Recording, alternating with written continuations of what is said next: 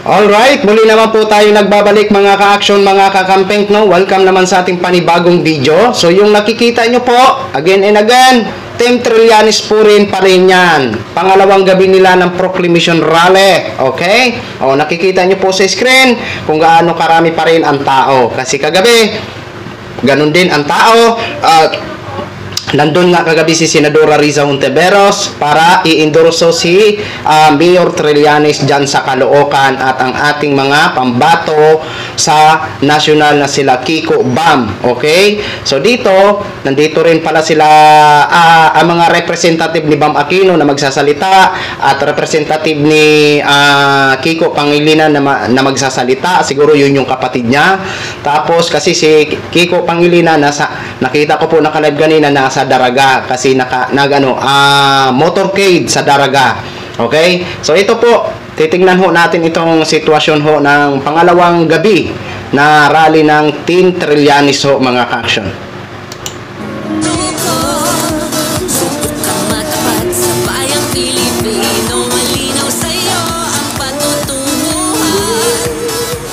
Ang nagbabalik sa Senado, Mr. Hello, pagkain number 51 sa balota, Senator Francis Kiko Pangilinan, represented by Joseph Donato Pangilinan.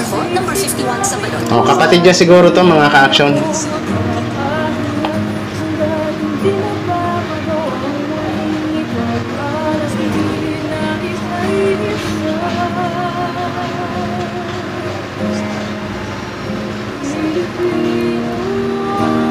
Sana. Senador ayan ng Caloocan, Kiko Pangilinan. Magandang gabi po sa kanilang lahat. Una po sa lahat, ako po ang Kuya, pang nakatatandang kapatid, nalulugod at natutuwa po kami.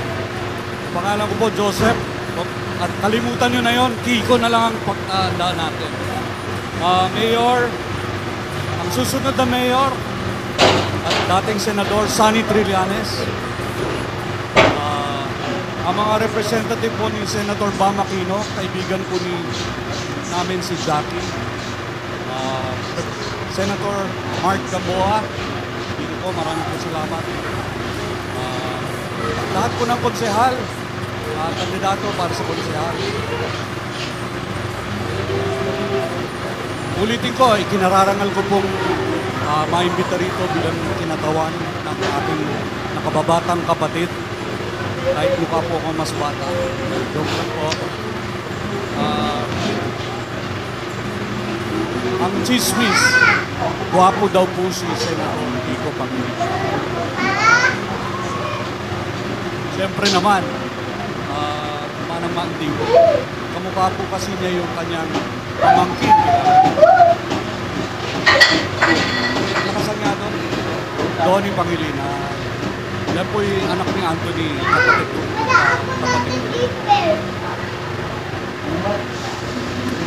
Okay, gusto nyo po makakita si Donnie? Natural. Nandun po sa Binyan, Laguna. Kaya ako na lang po sa nila. Anyway, sabi nga po ni Mrs. ni Kiko, gwapo daw po si Senador. Pero hindi lang po siya pinagpala sa itsura o sa tangkad. Tangkad yun, 6'4". Okay. Ayan. So hanggang dyan lang tayo mga ka-action, mga ka-camping. Alam naman po natin kung ano ang mga konkretong plano o pangarap ni Senador Kiko Pangilinan once na may ibalik siya sa Senado. Maliwanag na po sa atin yun. Yung sisiguraduhin niya ang sa mga agriculturist, kasi alam naman po natin si Kiko is sa agriculture, 'di ba? Siya po ang parang hanas na hanas diyan o sanay na sanay sa agrikultura. At yun nga ang goodbye gutom, hilo pagkain. Yung kay Senator Bam Aquino naman, yung libreng kolehiyo at siguradong trabaho. Yun po yung mga plano nila pag once na makabalik sila sa Senado. Klarong-klaro po sa atin na napakaganda po ng kanilang hangarin para sa ating mga Pilipino. Okay? Dito naman kay Mark Gamboa, good luck na lang po sa inyo, Sir Mark. Okay? And then kay kay Mayor Trillanes, no? Mayor Trillanes, kahit hindi man ho kami makaboto sa iyo, ito na lang ho ang aming matutulong, ang idasal at i-flex ho kayo sa mga taga-Caloocan na mga viewers namin. Sa mga minamahal po natin na mga viewers na taga-Caloocan na nanonood sa ating programa, sana wag niyo pong pabayaan ang inyong future mayor soon na si dating Senador Antonio Trillanes. Okay? Tulungan niyo po, no?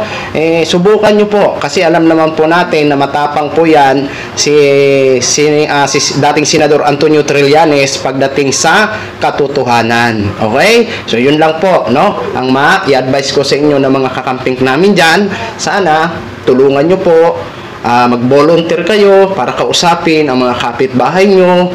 Ayan, kayo na po ang bahala mag-introduce kay dating Senador Antonio Trillanes na makuha mo ang kanilang simpatya para iboto si Mayor Trillanes. Good luck, no? So, yan lang ho, mga ka-action, mga kakamping. Maraming salamat po sa ating mga viewers, Luzon, Visayas at Mindanao, all over the world. Ako po, ang inyong lingkod, si Action Man. Good evening, everyone. Beautiful.